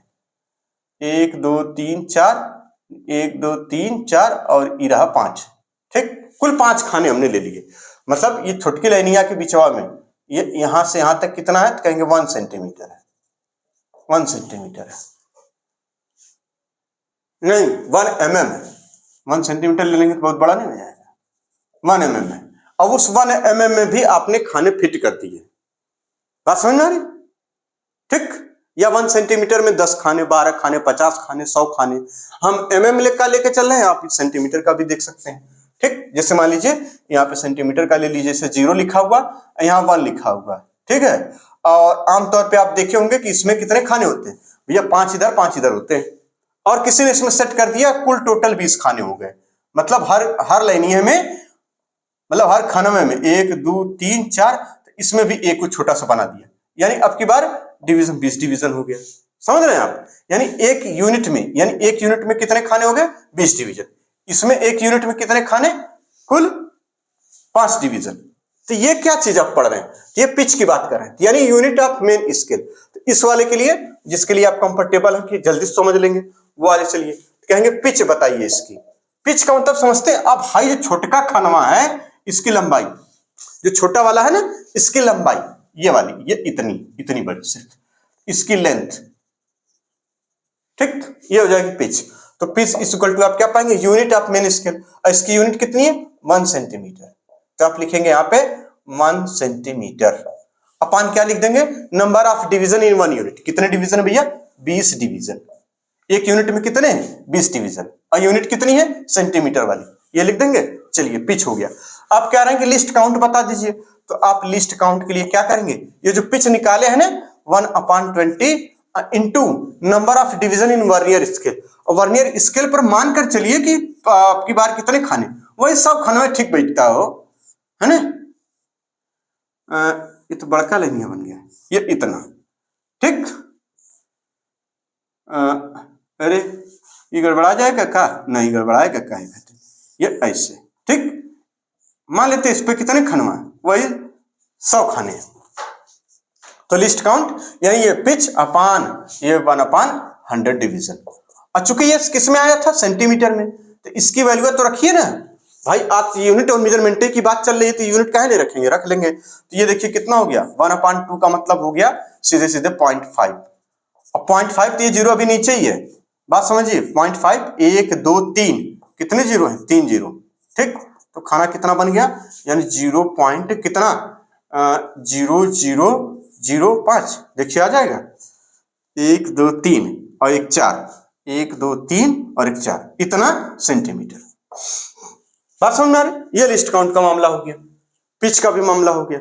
अब मेन स्केल रीडिंग की बात चली थी, तो मेन स्केल रीडिंग अभी आपके क्या पढ़ रहे हैं, एक तो ये पिच आपको पता हो, एक खाने की पिच पता हो, या उससे निकाल लीजिए। चलिए, या फिर कहा गया था कि हमसे number 4 main scale reading, main scale reading की कह रहे हैं कि जो कैसे दिखेंगे, कह रहे हैं पहले आप ये चेक करिए कि जैसे मान लीजिए इसमें आपने कुछ फंसा लिया, बड़े ध्यान से देखिएगा, ये सब दोबारा रिवाइज कराने का यही मतलब होता है कि हर बात फिर से आपको याद आ जाए और कम समय में याद आ जाए, भागना थोड़ा है कब तुम, समझ रहे हैं आप।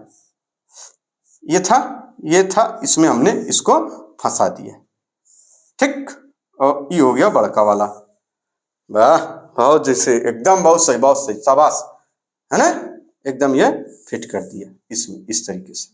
और हम देख रहे हैं ये ए, हमसे कहा जा रहा है कि पहले आप चेक कर लीजिए कि कहां कौन साइड कर रही है। मान लीजिए कौन लाइन इसको अलग से बना दे रहे नीचे वाली को, एकदम सामने, बस यही वर्नियर कैलिपर्स तक ही याद करना है, इसमें घबराने की जरूरत नहीं है। मान लीजिए इसकी इसका जो जीरो है, ठीक है, इसका जीरो ये यहां शिफ्ट हो चुका है, इसका जीरो यहां शिफ्ट हो चुका, और इसकी कोई लाइन मान लीजिए 8वीं लाइन वो इसके किसी एक लाइन से मैच कर गई है, ठीक, ये इस तरीके से मान लीजिए 8वीं लाइन है, ठीक है, 1 2 मतलब 8वीं लाइन है, बनाएंगे तो गड़बड़ा जाएगा, बनाएं 1 2 3 4 5 6 7 बना तो लिए, 1 2 3 4 5 6 7 8, ठीक, 8वीं लाइन इस पे फिट बैठ गई है। अब ये जब फंसाया गया तो पता चला कि इसका जीरो कहीं आगे पाछे होगा, आगे पाछे देख रहे हैं, अब ये लाइन मैच भी करी है। चलिए अब आप देख रहे हैं कि इसका जीरो जहां लाई कर रहा है ये यहाँ पे लिखा हुआ 2 सेंटीमीटर, इसके बगल में, ठीक, यहाँ क्या लिखा हुआ है 2 सेंटीमीटर, ठीक, और ये जो सेंटीमीटर वाला खाना है ये एक ये लिख के और फिर एक ये लिखा हुआ है, और इसके पहले ये सारी बातें फिट फाट बैठी हुई हैं, जैसे यहाँ पे ये लिखिए 0 और यहाँ लिखा है 1 और बाकी ये फिट है अपना, ठीक है, इस तरीके की बातें लिखी हुई हैं।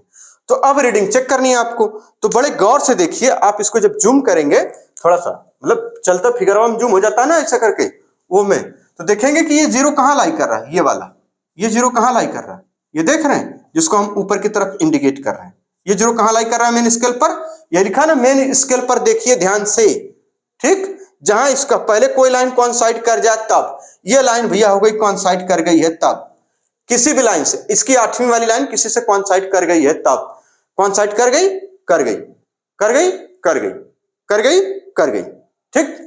अब हमें क्या देखना है, मेन स्केल की रीडिंग देखनी है। तो आप ये देखिए कि इसका जीरो वर्नियर स्केल, ये है भैया वर्नियर स्केल, वर्नियर स्केल का जीरोवा ऊपर वाले के कौने कौने खनवा के बीच में है फिट बैठा, तो आप पाएंगे कि ये देखिए 2.1 और 2.1 के बीच में, किसके किसके बीच में, कहेंगे आप ये 2 ये देखिए 2 सेंटीमीटर, इसको बड़ा बड़ा लिख दे रहे हैं, ये है 2 सेंटीमीटर, ये वाली चीज है 2 सेंटीमीटर, और ये जहां लाई करा 2.1 से 2.2 के बीच में। तो मेन स्केल की रीडिंग क्या है कि आपको पहले चेक कर लेना था कितना, 2.1 सेंटीमीटर, ठीक, उसका पहले वाला सारा नंबर वो बटोर लीजिए। बात समझ में आ रही, कौन दिक्कत है क्या, यानी हाई देखिए 8वीं समय 8वीं वाली मैच करिए, कोई दिक्कत नहीं, 8वीं वाली मैच करे रहने दीजिए, आप पहले केवल और केवल मेन स्केल की रीडिंग चेक करिए। मेन स्केल रीडिंग अब कितनी पढ़ लेंगे ये, अब आती है बात थर्ड, क्या, ऑब्जर्व रीडिंग, अब आती है बात क्या, ऑब्जर्व रीडिंग, ठीक। तो 5वीं बात, ये 4 बातें हो चुकी थी, अब आती है बात ऑब्जर्व, ये समझ में आ गया, ये समझ में आ गया, अच्छे से इसको नोट करिए जल्दी पहले, फिर चलते हैं ऑब्जर्व रीडिंग, ठीक, इसको नोट करिए जल्दी से पहले। भाई साहब समझ में आ गया कि फिर से एक बार बताएं, आप इसमें फंसाइए, दोनों जा को इसमें दबा दीजिए, दबाने के बाद आप ये चेक करिए कि कौन सी लाइन पहले इससे कॉइंसाइड कर गई। जैसे ये कॉइंसाइड वाला हो गया, इसका मतलब आप अब रीडिंग देखने के लिए तैयार हो गए।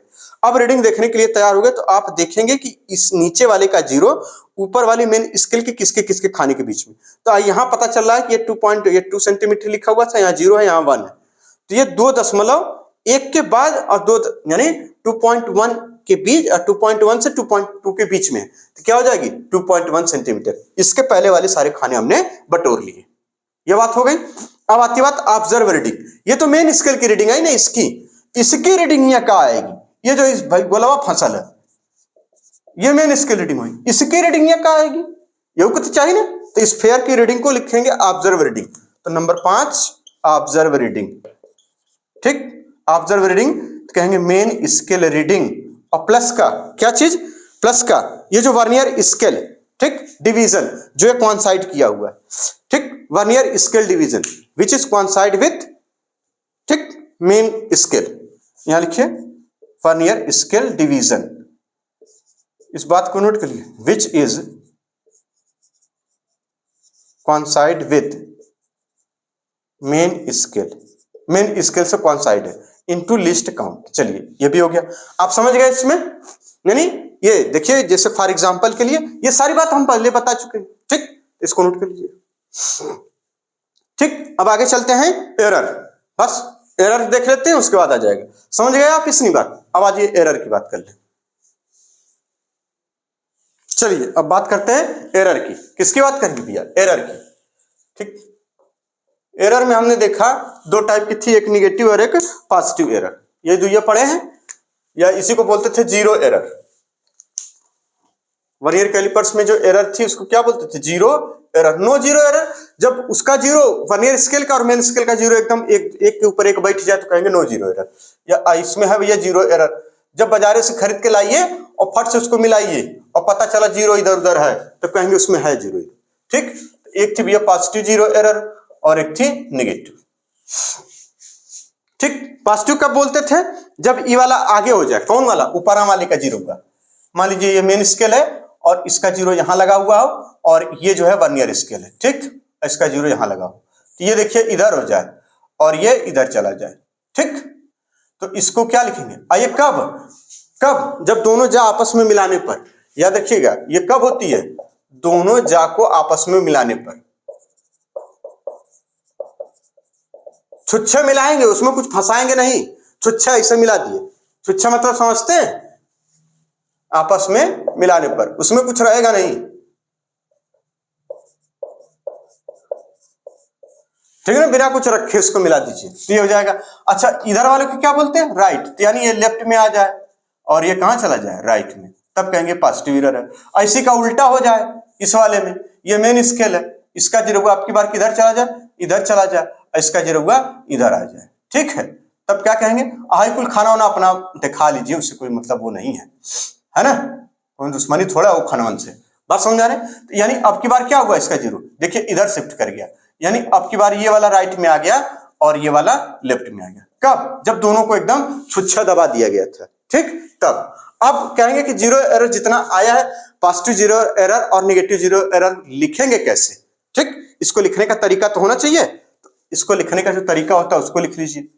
ठीक, बात समझ में आ रही है एकदम अच्छे से, खूब ढंग से एकदम नोट करिए, जल्दीबाजी हमको नहीं है, एकदम आपको भी नहीं होगी। पॉजिटिव जीरो एरर, ठीक, वो क्या हो जाएगी, पॉजिटिव जीरो एरर, एरर कितनी है यही तो चेक करना था। ठीक, तो इसका मतलब जब दोनों जा आपस में सटा दिया गया था तो जो लाइन कॉन्साइड कर रही है उसको पढ़िए आप, यानी line of vernier scale which coincide with line of main scale, यानी line of vernier scale which coincide with line of main scale into उसका लिस्ट काउंट वर्नियर कैलिपर्स का, आपस में गुणा कर दीजिए। ठीक, ये दोनों के लिए होगा भैया, ये चाहे निगेटिव हो चाहे पॉजिटिव हो, ये दोनों के लिए ही होता है। ठीक है, आखिरी बात ये हो गई, बात किसकी, जीरो एरर कैलकुलेट करने की। आखिरी बात, जब भैया इंस्ट्रूमेंट में जीरो एरर है तो हाउ जो स्फेयरवा मेजर किया जा रहा था वो गड़बड़ पड़ रहा होगा, इसका मतलब भाई जब भाई आगे पीछे हो रहे हैं, मुंह दबाने पे ऐसे जब मिला दिया जा रहा है तो आगे पीछे हो जा रहे हैं, जब आगे पीछे हो जा रहे हैं तो इसका मतलब ये सब गलत पढ़ रहे हैं, सब एकदम अनपढ़ गंवार जाहिर है, इसका मतलब अब सुधारो उनको। तो सुधारने के लिए ये व्यवस्था है। और अब आ जाइए आखिरी बात, सातवीं ट्रू एरर, ये थी छठवीं बात, सातवीं ट्रू रीडिंग, कौन सी बात, ट्रू रीडिंग। तो आज के लिए इतना ही। अच्छा, ये पहले वो हो जाता है ट्रू रीडिंग, और ट्रू रीडिंग भैया दोनों एररवा को देख लेंगे। तो जो ऑब्जर्व रीडिंग आई थी वो, और माइनस का ब्रैकेट हम खाली बना के जगह ये छोड़ दीजिए, एक बार यहां लिख दीजिए पॉजिटिव जीरो एरर, ठीक, और एक बार लिख दीजिए observe reading is equal to minus का फिर यहाँ पे निगेटिव वाली, ये पॉजिटिव है, ये निगेटिव पूरा एक साथ लिखा हुआ है, ये वैल्यू है निगेटिव पॉजिटिव आएगी, है ना, माइनस में निगेटिव में, यहाँ प्लस वाली वैल्यू तो ये घट जाएगा, ये माइनस ये जुड़ जाएगा। ठीक है, तो ये अलग मत लिख दीजिएगा कि इतना हो जाएगा उतना, जैसे लिखा है वैसे रह लीजिएगा, सवाल सही आएगा। ठीक, तो ये रहा ट्रू रीडिंग। ठीक, अब बात करेंगे स्क्रू गेज की, वो नेक्स्ट लेक्चर में, स्क्रू गेज और सिग्निफिकेंट फिगर और डायमेंशन, मतलब स्क्रू गेज वो और क्या बोलते हैं, सिग्निफिकेंट फिगर। तो इतनी बातें खूब ढंग से एकदम एक बार बार इसको देखिए, इसको नोट कर लीजिएगा। और सवाल अब इतने तक के जितना हमने पढ़ा दिया आज उतने के सवाल आप बार बार लगाइए, फिर आगे रिवाइज करा देंगे कल वाले लेक्चर में, ठीक है। तब तक के लिए बहुत बहुत धन्यवाद। अब खूब एकदम दाब के पढ़िए, हैं, दाब के पढ़िए, दबा के भी पढ़िए, दोनों एकदम पूरा जो होगा देखा जाएगा, डरिए और ये मत। देखिए अगर आपसे कहा जाए कि कोई बुद्धि बढ़ाओ जो है उसी से काम चला लीजिए, क्या दिक्कत है, बुद्धि बढ़ाओ इधर उधर पगलाए घूमेंगे, कोनो मतलब थोड़ो है। समझ रहे हैं आप बात को हमारी, जितना है उसी से इस्तेमाल करके अपना काम आगे बढ़िए, धीरे सिलेक्शन उलेक्शन लेके वहां एमबीबीएस करिए, है जाके वहां कोनो पकड़ के चिरिए उड़िए, आओ भाई तुम्हारा अक्खे का ऑपरेशन में कर दे, खाली बैठे हैं क्या करेंगे, बात समझ रहे हैं। तो इसमें दिमाग लगाइए, यहां मत दिमाग लगाइए कि ऐसा याद हो जाए कि जिंदगी भर याद रहे। जब अगर ये सोच के याद रखेंगे कि आप कि जिंदगी ऐसा पढ़ेंगे कि जिंदगी भर याद रखेगा, मर जाएंगे तो लसिया से कोनो पूछेगा तब भी हम बता ले जाएंगे, आपका सिलेक्शन नहीं होगा। आप बस इतने देर के लिए याद रखिए कि एग्जाम हो जाए, बस निकल जाए, बस बात खत्म हो जाएगा। क्योंकि जिंदगी भर वाली की जो टेंशन है ना माइंड में, अब वो बहुत दर्द देगी भैया, बात को समझिए। जब अब कितना भाई जाहिर सी बात है, कितनी मेहनत से याद करेंगे तब जाके नहीं जिंदगी भर याद होगा। और 2 साल खातिर याद करेंगे तो फटाफट नहीं याद हो जाएगा। तो पीरियड थोड़ा सा कम करिए, पता चले कहाँ है, समझ रहे। ज्यादा लोहा लेने की जरूरत नहीं है, तपा दो, गला दो, जला दो, इससे नहीं सिलेक्शन होगा। रगड़ दो अपने आप को, आता है ना वो एक पगला आता कहेगा रगड़ दो, जला दो, तपा दो, उससे होगा ही नहीं। नहीं किसी लड़के को पकड़ के रगड़ दे, जगड़ दे, तपा दे, गला दे, नहीं फेंक दे आगे में, देखें अगर हो जाए तो, नहीं देवलियम पकड़ के रगड़ दे मुड़िया होकर, देखें सिलेक्शन हो जाएगा। तो ऐसा है कि मोटिवेशन वाले हैं ना, उनको खाली सब बकना आता है, खूब बकेंगे सब अपना उल्टा सीधा, कमुआ की बतिया नहीं, आखिर में कहेंगे खूब मेहनत से पढ़ो। तो यह बतिया बार बार काहे नहीं कहो, वो 10 मिनट के लेक्चर में बार बार बोलो पढ़ो, खूब मेहनत से पढ़ो, खूब मेहनत से पढ़ो, काहे से कि बस वही है, ना जानकारी है।